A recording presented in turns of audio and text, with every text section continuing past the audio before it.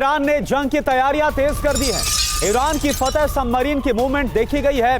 Drone कैमरे में दिखी है ईरान की इस पनडुब्बी की मूवमेंट। ये देखिए आप, क्रूज मिसाइल दागने में सक्षम है ये सबमरीन। जमीन समंदर से जवाब देने की तैयारी में ईरान नजर आ रहा है।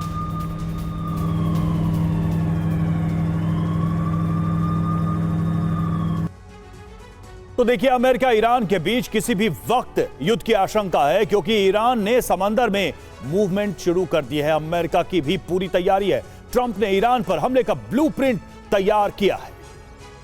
अब क्या है अमेरिका का प्लान और ईरान की क्या तैयारियां हैं, ये आप देखिए। ट्रंप का ब्लूप्रिंट तैयार है।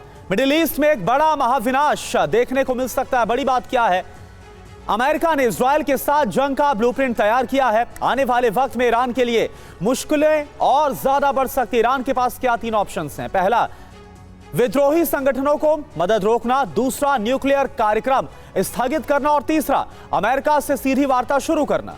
अब इसके मायने क्या है, इसके अर्थ क्या है, ये भी देखिए। ईरान को अमेरिकी शर्तों को मानना होगा। अमेरिका के साथ एटमी डील करनी होगी। सवाल यह कि क्या खamenei परमाणु हथियार बनाना छोड़ देंगे? जवाब है मुश्किल है, क्योंकि ईरान जंगी तैयारी कर चुका है। ईरान ने विध्वंसक हथियार वॉर जोन में उतार दिए। मिडिल ईस्ट के मीडिया रिपोर्ट्स के हवाले से ये सारी बातें सामने आ रही है। हमारे साथ चर्चा के लिए इस वक्त हमारे मेहमान जुड़े हुए हैं, साथ ही हमारे सहयोगी भी हैं। मनीष झा हमारे संवाददाता और सुमित चौधरी हमारे सहयोगी इस वक्त स्टूडियो में मौजूद है। साथ ही major general V K. Datta defence expert हमारे साथ, colonel Shailendra Singh defence expert हमारे स्टूडियो में, और ग्रुप कैप्टन डी.के. पांडे हमारे साथ मौजूद हैं। दत्ता सर, सबसे पहले सवाल आपसे ही कि क्या ईरान किसी भी सूरत में अमेरिका की इन शर्तों को मान पाएगा युद्ध रोकने के लिए?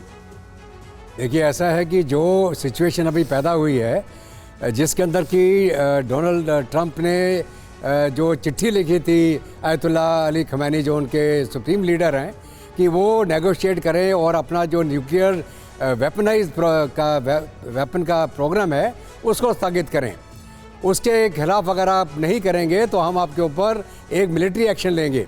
इसके जवाब में ईरान ने यूएसए को बोल दिया है कि अगर उन्होंने मिलिट्री एक्शन लिया तो अपने सेल्फ डिफेंस के अंदर वो भी रिटेलिएट करेंगे।